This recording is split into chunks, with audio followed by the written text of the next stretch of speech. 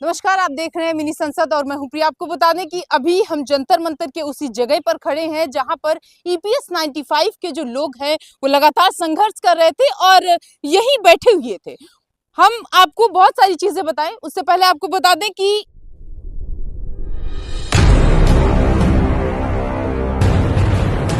जो 31 तारीख का जिसका जिक्र हम कल कर रहे थे उसमें महज 2 दिन बाकी हैं। आज 29 दिसंबर है, कल 30 और 31, यानी कि वो रेड लाइन परसों 31 को है जिसका इंतजार लोगों का था और जिसके लिए आश्वासन मिला हुआ था। आश्वासन कल हमने आपको बताया, कल वीडियो में भी हमने आपको बताया कि किस तरीके का आश्वासन था और कैसा आश्वासन था। मंत्रालय की तरफ से लगातार ये कहा जा रहा था कि आप अपना आमरण अनशन खत्म करिए।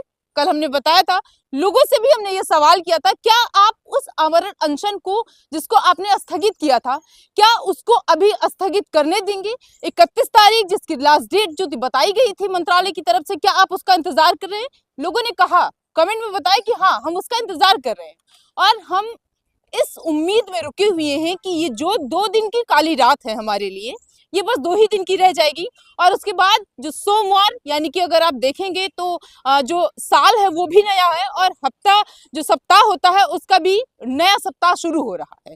तो इस उम्मीद में ये जो 2 दिन बचे हैं, ये जो 2 दिन हमारे लिए काली रात है, जो 48 घंटे हैं, ये हम इस उम्मीद में काट रहे हैं कि कोई बात नहीं, 2 दिन के बाद तो एक सुबह होगी और जो रोशनी आएगी वो हमारे लिए खुशबूदार होगी, चमकीली होगी और उसकी जो चमकाहट होगी उससे जो जिंदगी जो हमारी काली पड़ी थी उस सारी चीजों में रोशनी भर जाएगी, खुशियां आ जाएंगी। और अभी तक जब तक हम यहाँ पर बैठे हुए थे, इन सारी चीजों को वो बेसिकली घूर घुमा के ये देख रहे हैं कि बस ये 2 दिन, ज्यादा दिन नहीं, बस 48 घंटे। और सवाल जो लोगों से हमारा था धरने को लेकर, बेसिकली स्थगित करने को लेकर, तो उन्होंने कहा नहीं, जैसे ये 2 दिन बीतेंगे। अब आप सोचिए, इमेजिन करिए कि ये वो जगह है जहां पर लोग इतने दिन से धरने पर बैठे हुए थे। रामलीला ग्राउंड में वो गए, वहां पर उन्होंने लाखों लोगों को इकट्ठा किया और उसके बाद उन्होंने एक बड़ा धरना किया, सरकार को चिताया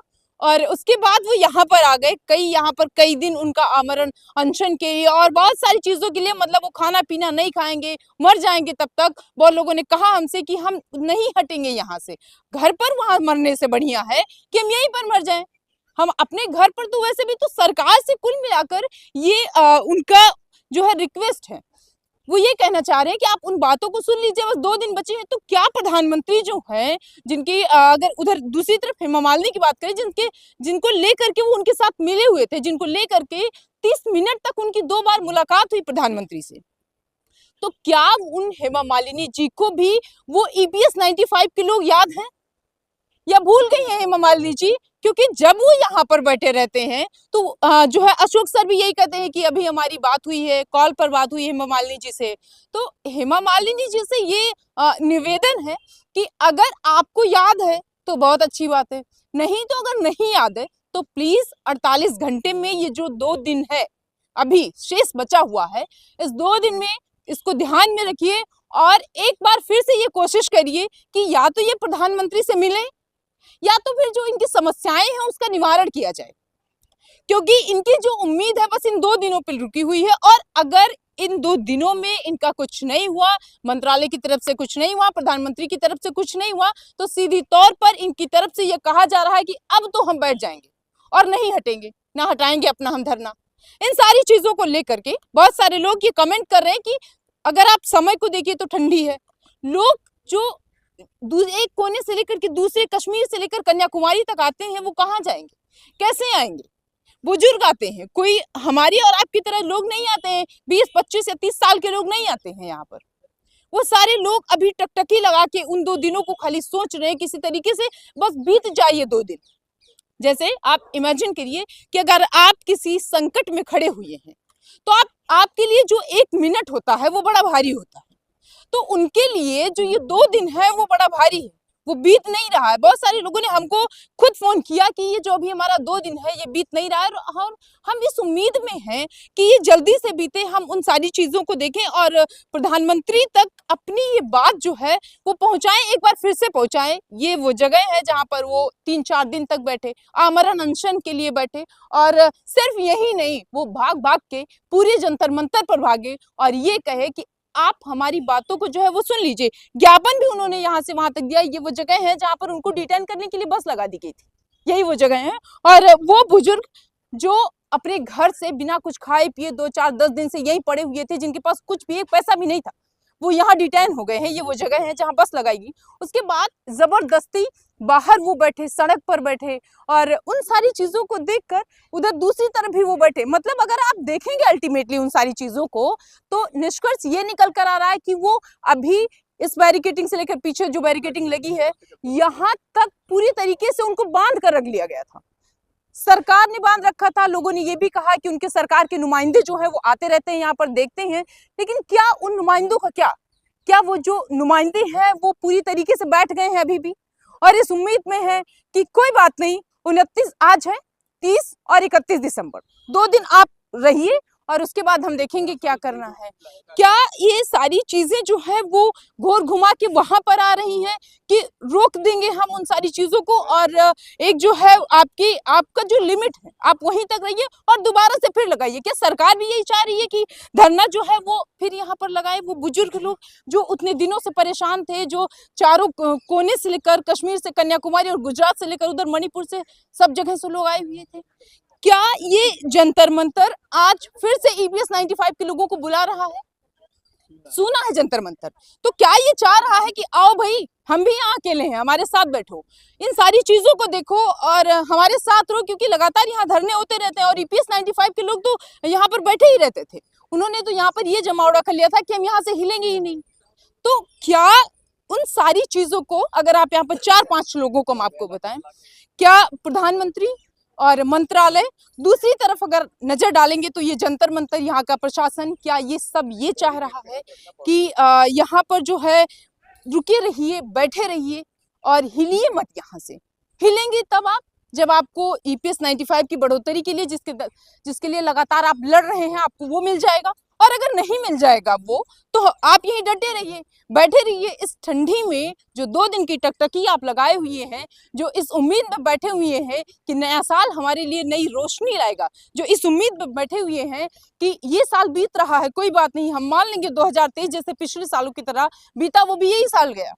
तो क्या इन सारी चीजों को सरकार एक किनारे कर दे रही है? क्या EPS 95 के लोगों को ऐसे ही जो है ज्ञापन वो देते हैं, सरकार तक अपनी बात पहुंचाते हैं? इन सारी चीजों को वो क्या कह रही है, भाई आप हमको जो है वो देते रहिए ज्ञापन पे ज्ञापन, हम कुछ नहीं करेंगे आपके लिए, ठीक है आप लड़ रहे हैं अपने लिए, लड़ते रहिए। ये जो भारत देश है, बहुत सारे लोगों ने तो हमसे ये भी कहा कि ये जो भारत देश है यहाँ पर बस आप अपनी लड़ाई लड़ते रहिए, चाहे वो कोई बुजुर्ग हो चाहे जवान हो, किसी की कुछ भी नहीं सुनी जाती है। वो सारे लोग, जैसे अगर हम बात करें तो अशोक सर जैसे, रविंद्र सर जैसे बहुत सारे लोग हैं जो वो ये बताते रहते हैं कि समस्याएं जो है वो कितनी है। ये जो बैरिकेटिंग आप देख रहे हैं अभी और इसके पीछे बहुत सारी लगी हुई है, ये सिर्फ बैरिकेटिंग नहीं है, ये उनके लिए EPS 95 के लोगों के लिए ये बैरिकेटिंग वो दीवार है जो कभी इस दीवार के अगर अंदर आ गए तो बाहर जाने के लिए भी परमिशन लेनी पड़ती है, और अगर बाहर वो बैठे हुए हैं तो अंदर आने के लिए भी परमिशन लेनी पड़ती है। ये सरकार की बनाई हुई वो दीवार है जंतर मंतर पर।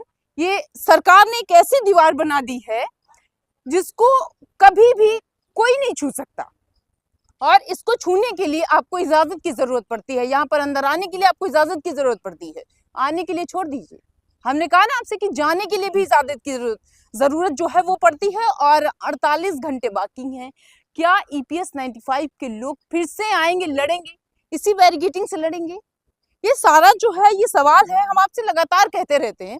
कल भी हमने आपसे कहा कि जो लोग जो है जो जिस तरीके से लड़ रहे थे और अपने धरने को सफल करने की कोशिश कर रहे थे, वो कह रहे हैं कि हम अभी भी लड़ेंगे और तब तक लड़ेंगे जब तक जीतेंगे नहीं।